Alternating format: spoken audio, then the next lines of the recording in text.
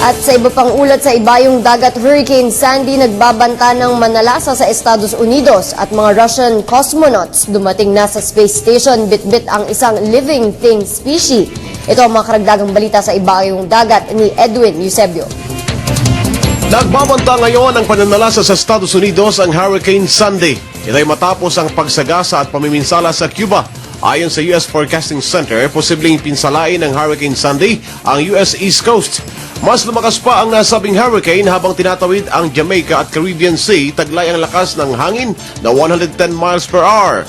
Una rito, sa mga kuha ng Cuban TV, nakita mga nabunot at nabuwal na mga punong kahoy sa makasaysayang syudad ng Santiago de Cuba. Samantala, dumating na ang pares ng mga baguhang Russian cosmonauts at isang veteranong US astronaut sa International Space Station. Nagpamalas ito ng pagsigla ng space missions. Bit-bit na mga cosmonauts ang 32 mga Japanese Medaka fish. Ang $100 billion space station ay proyekto ng 15 mga bansa at may regular na 3 crew sa pool noong September 16 at pinapalitan batay sa takdang rotation schedules.